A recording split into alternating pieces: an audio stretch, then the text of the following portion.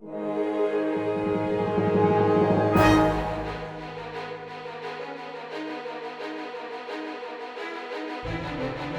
de Bruxelles et Londres, le Grand Amiénois est situé à équidistance de Paris et de la métropole lilloise et à 1h30 de l'aéroport Roissy-Charles de Gaulle. Il est connecté à la ligne à grande vitesse nord via les gares TGV Haute-Picardie et Arras et accueille l'aéroport Albert-Picardie.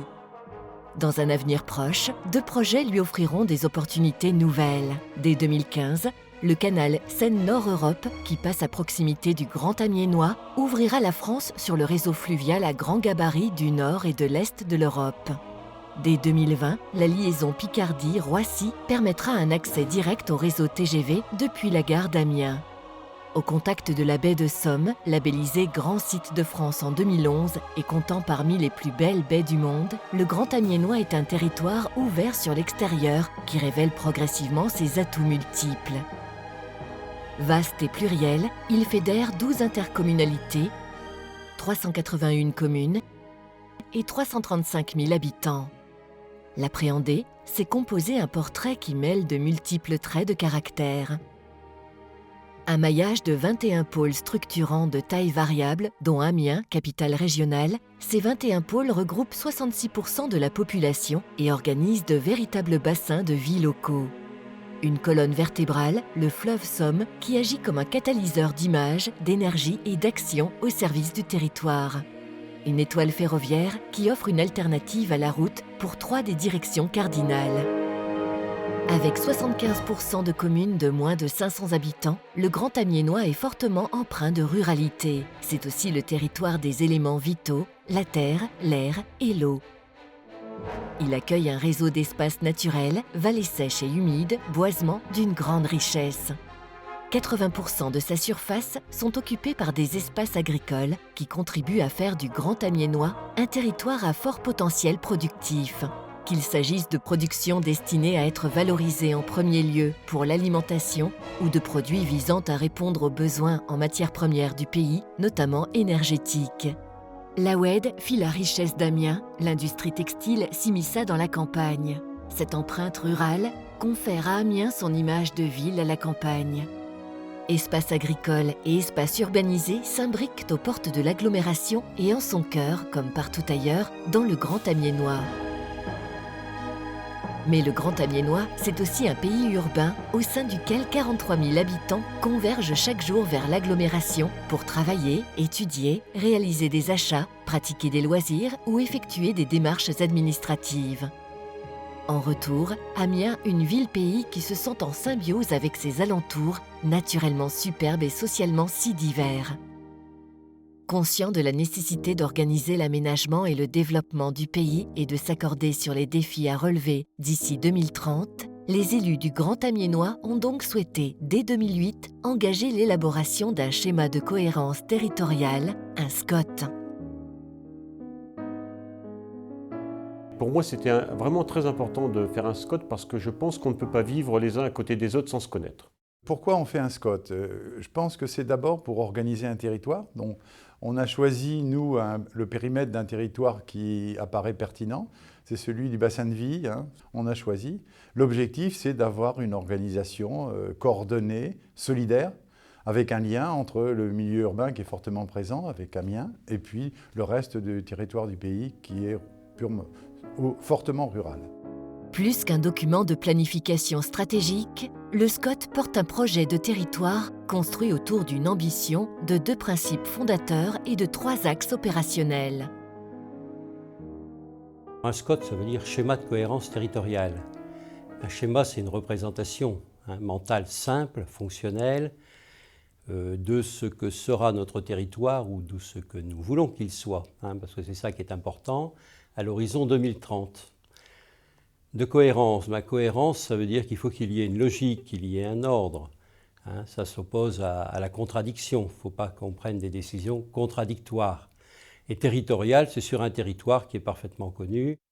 Un schéma de cohérence territoriale, c'est un moyen de donner des perspectives de vivre mieux ensemble, et le projet, et le territoire du Grand Amiénois.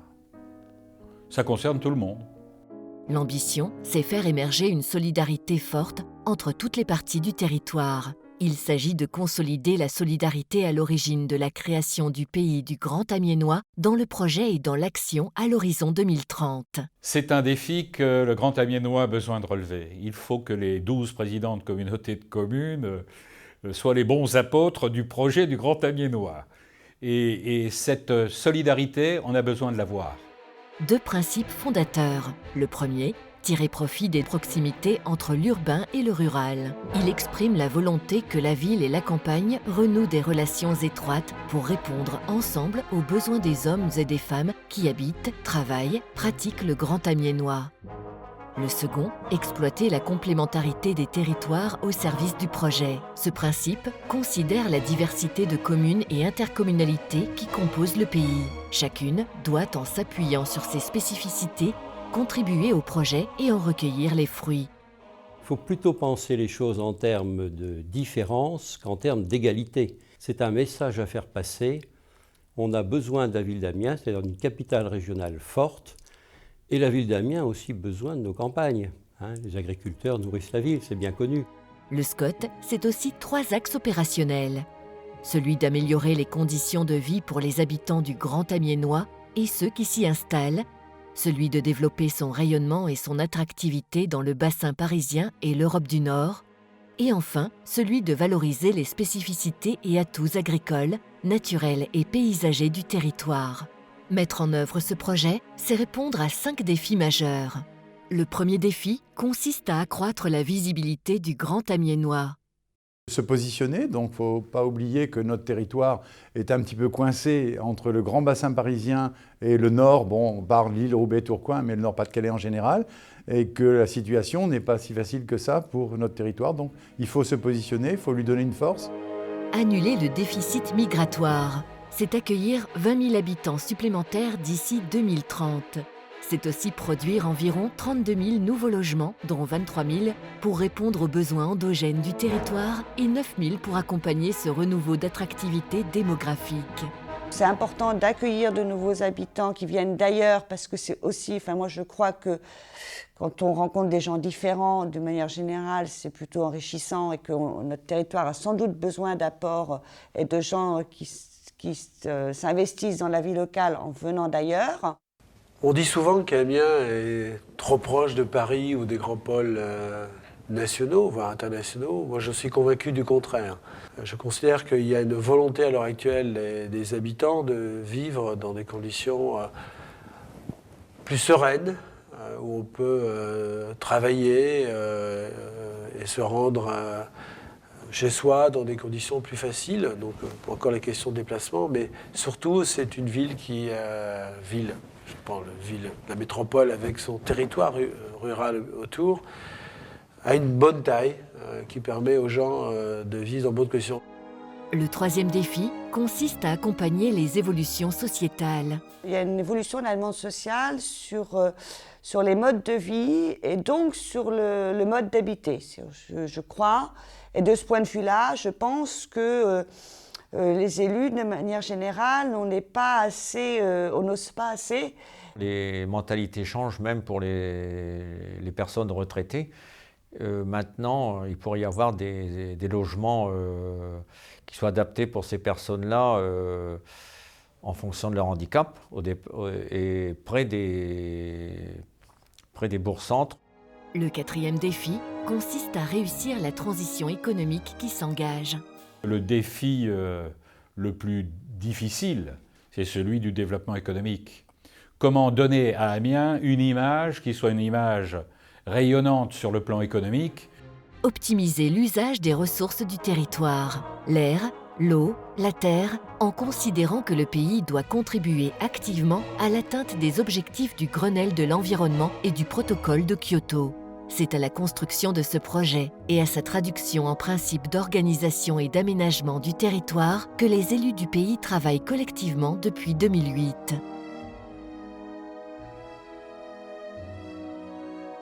De nombreux élus du pays, du Grand Amiénois, ont fait le même diagnostic, au-delà des regards politiques, mais nous avons mis les mêmes mots, alors que ce n'était pas le cas, sur les mêmes problématiques. Et en fait, cette approche-là nous a permis de déceler les points forts, les points faibles. Il fallait absolument trouver une harmonie, enfin un moyen de s'entendre entre la grande ville et la campagne. Et je dois dire que le fait d'avoir mis en chantier un SCOT, avec toutes les réunions que ça comporte et qui sont nécessaires pour arriver au bout, ça nous a amené à nous rencontrer, à la fois les élus de la ville et les élus de la campagne. Et finalement, on s'aperçoit qu'il y a dans la méfiance qui s'exerce de la part des élus ruraux vis-à-vis des élus de la ville, eh bien, il y a une grande part de méconnaissance. Parce qu'il capitalise les bonnes pratiques, le SCOT doit faciliter l'action des intercommunalités et des communes dans la définition de leur stratégie d'aménagement, puis leur mise en œuvre. Montrer comment les règles du jeu que l'on va définir au niveau du SCOT sont à même d'aider les élus, que ce soit au niveau des communautés de communes ou au niveau des communes, de faire leur propre projet de territoire. Ce sera plus un document destiné à aider qu'à contraindre. Ça a été l'objectif principal des élus qui travaillaient à la commission. À partir du moment où on a été capable de se mettre d'accord sur un ou des projets, je pense que la moindre des choses, et je pense que ça sera parti comme ça, parce que des contacts qu'on a déjà pu avoir, soit avec le Conseil général, soit avec la région, je pense qu'il faut que ce projet soit pris en compte par les partenaires. Le SCOT, c'est la preuve qu'un pays, qu'un territoire peut avoir un projet partagé. Et aujourd'hui, au moment où on sait tous que l'argent public est rare, se présenter avec ce projet peut nous permettre de recevoir non seulement l'adhésion, mais aussi les financements des collectivités qui nous entourent. J'ai envie de dire à tous les partenaires qui se mettent autour d'une table avec nous et puis qu'on travaille ensemble sur les projets de demain. Le schéma de cohérence territoriale, c'est le parti pris de bâtir l'avenir et de ne plus le subir. Dans le respect des orientations définies par le SCOT, les stratégies et projets mis en œuvre par les collectivités contribueront à pérenniser les pôles structurants qui deviendront les lieux d'accueil privilégiés d'un développement résidentiel, économique et commercial équilibré. Il s'agit de leur offrir les conditions du maintien et du renforcement de leur population, de leurs équipements et services, publics et marchands, de leurs dessertes en transport collectif et de leurs emplois au profit de leur bassin rural. Si on ne développe pas nos bourgs-centres, on ne développe plus notre territoire. Et il faut qu'il y ait l'équipement pour maintenir les populations sur le territoire, aussi bien jeunes que les sexagénaires. Il faut donc s'adosser sur l'existant. Et aujourd'hui, l'existant, c'est un maillage. Alors il y a bien sûr le poids important et nécessaire dans le pays. Et puis ensuite, il y a tout un réseau de villes moyennes, de grands bourgs, qui sont autant de lieux d'implantation de services pour notre population, qui permettent dans le maillage que j'évoquais tout à l'heure, d'apporter à la population des moyens de contribuer au développement de notre territoire. Le principal défi à mes yeux, c'est en fait que personne ne reste sur le côté, que le développement concerne tout le monde, y compris la plus petite commune. Si petit soit-il, chaque commune doit pouvoir avoir sa part de développement. Offrir à chaque habitant du Grand Amiénois le choix de son lieu de vie et de son mode d'habitation. Telle est l'ambition que le pays s'est fixée. Or, les évolutions actuelles obligent à repenser complètement l'offre de logement. On estime en effet que la satisfaction des besoins d'un ménage tout au long de sa vie peut nécessiter de nombreux logements très différents. Prenons l'exemple d'Aurore et Alexandre. Pour suivre ses études, Alexandre loue un studio en centre-ville, tandis qu'Aurore loge dans une chambre universitaire. 3 ans après leur rencontre, ils décident de vivre ensemble et prennent en location un T2 sur le marché libre. Avec l'arrivée des enfants, le besoin d'un logement plus grand se fait sentir. Ils emménagent dans un T4, toujours en location, mais appartenant cette fois à un bailleur social. Vient ensuite le temps de la première acquisition, celle d'une maison de 4 pièces. Après 15 ans de vie commune, Aurore et Alexandre se séparent. Aurore, qui a la garde des enfants, s'installe dans un T4 conventionné et Alexandre dans un T3. Le couple redevient locataire. 3 ans plus tard, alors qu'Alexandre décide d'investir dans un appartement plus grand, Aurore rencontre Paul qui a 2 enfants. Ils achètent alors une maison de 6 pièces pour accueillir leur famille recomposée. 3 ans après, les enfants de Paul prennent leur indépendance. Aurore et Paul revendent leur grande maison pour acheter un appartement mieux situé et plus facile à entretenir. Alors que leur retraite est déjà avancée, Aurore et Paul optent pour l'achat d'un logement adapté à leur situation de santé. Devenu dépendant, Alexandre choisit d'entrer en résidence pour personnes âgées. Le SCOT encourage les intercommunalités à définir une politique locale de l'habitat qui concourt non seulement à renforcer les pôles structurants du territoire, mais aussi à diversifier l'offre de logement. Il s'agira donc de privilégier des typologies alternatives au modèle pavillonnaire. Habitat individuel groupé, habitat intermédiaire, petits collectifs, afin d'éviter la banalisation des paysages et de conserver le maximum de foncier agricole. Il s'agira également de proposer une offre de logement aidée ou adaptée répondant au parcours de vie. Chaque territoire sait approximativement aujourd'hui combien il aura de logements à construire dans les 20 prochaines années pour atteindre cet objectif. Des outils complémentaires vont se mettre en place, notamment les programmes locaux de l'habitat qui permettront aux groupements de communes qui le souhaitent d'atteindre facilement cet objectif. C'est important de réfléchir à la diversification parce que les communes, pour la plupart d'entre elles, les communes rurales qui sont quand même la majorité en nombre tout au moins de communes du Grand Amiénois, ne disposent que d'un type de logement, la maison individuelle isolée. Accueillir de nouvelles activités, permettre à celles qui sont d'ores et déjà sur le territoire d'y rester et de se développer, telle est l'ambition du Grand Amiénois. Pour cela, le pays doit optimiser son offre de foncier et d'immobilier à vocation économique afin d'accroître sa visibilité. Le SCOT propose d'organiser la réponse aux besoins des entreprises en prenant appui sur 3 types d'offres foncières et immobilières. Une offre métropolitaine qui a vocation à attirer et ancrer des projets exogènes en profitant de l'effet vitrine de l'excellence du territoire et des entreprises déjà présentes. Ce qu'il y a de plus important au niveau du SCOT, c'est l'économie. L'économie, celle d'Amiens en priorité, et celle des secteurs comme vous avez sur Méholt, c'est-à-dire le secteur du coquelicot. Je pense que ces 2 pôles économiques de notre Grand Amiénois, en fait de notre territoire, ces 2 pôles doivent se développer au maximum. Et ces 2 pôles, en se développant, vont servir aux habitants. Une offre interterritoriale portée essentiellement par les pôles structurants majeurs et intermédiaires qui a vocation à permettre aux entreprises de réaliser leur développement dans le Grand Amiénois.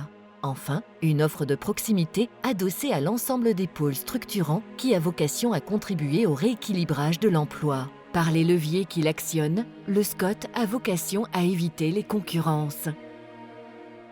Contribuer à la réduction des émissions de gaz à effet de serre et créer les conditions d'une mobilité socialement plus équitable, telle est l'ambition du pays. Le SCOT entend actionner 2 leviers principaux pour optimiser l'offre de transport collectif.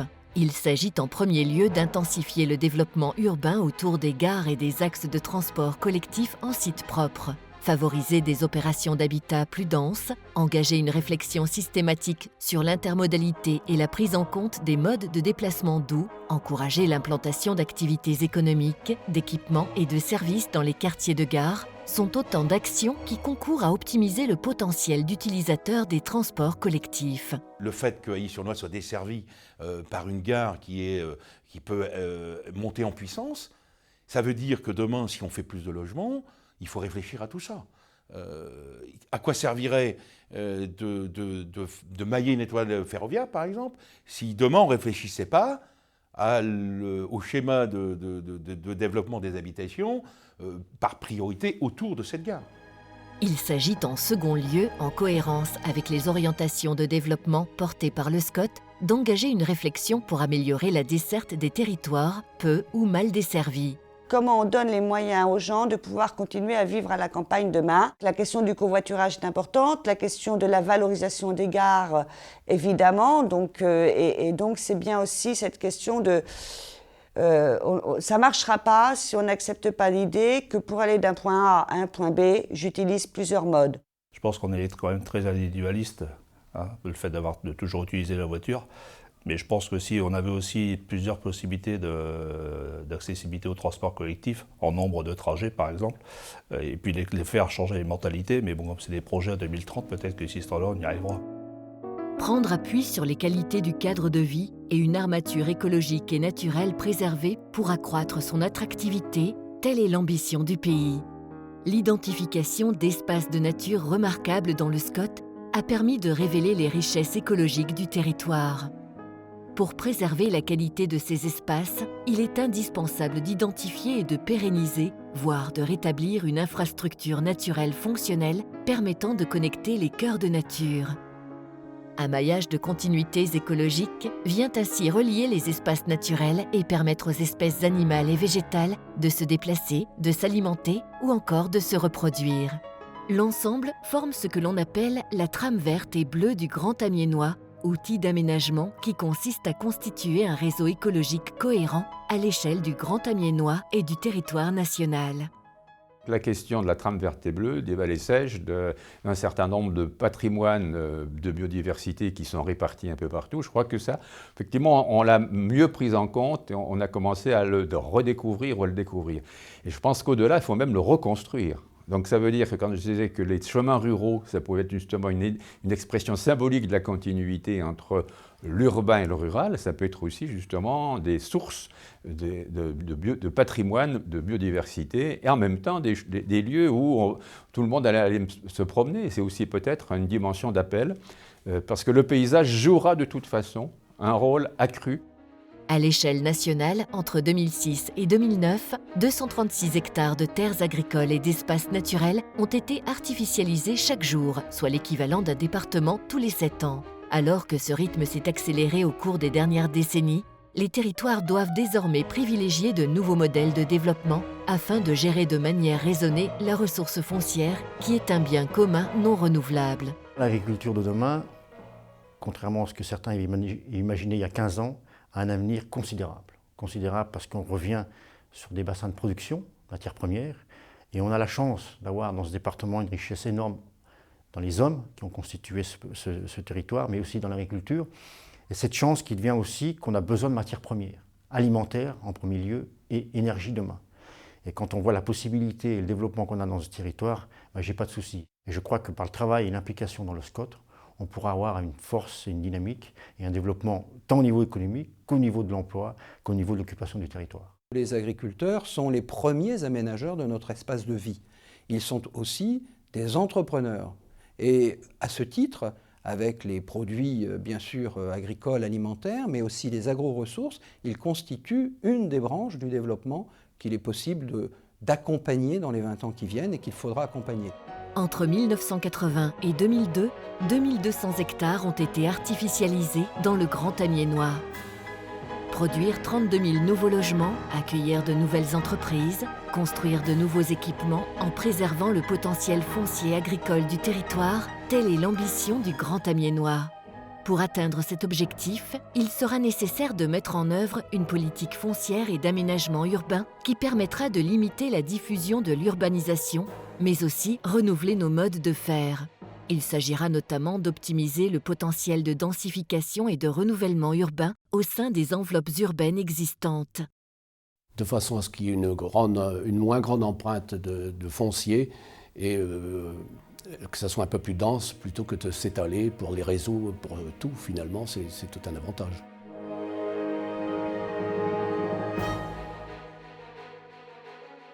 Mettre en œuvre le SCOT, c'est organiser de véritables besoins de vie locaux qui offrent aux habitants du Grand Amiénois l'opportunité d'une réelle proximité entre habitat, emploi, équipement et services.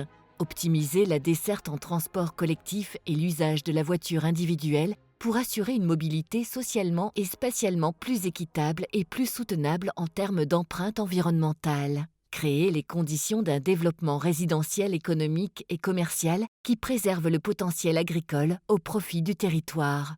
Valoriser son armature naturelle et paysagère pour offrir un cadre de vie durablement attractif et attrayant.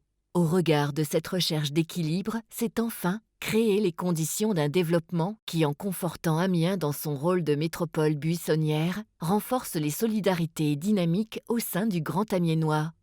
Ce document qui ne doit donc pas être un document, je dirais, qui va rester dans une bibliothèque et qu'on ne lira pas, il doit aider le travail des élus pour leur propre territoire. Je rappelle que c'est d'abord ça.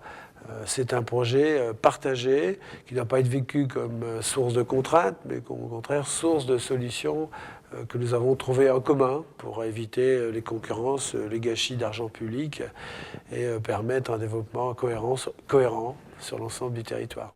De toute façon, le développement ne pourra se faire s'il y a une volonté de le faire. Le document, en fin de compte, donne des orientations.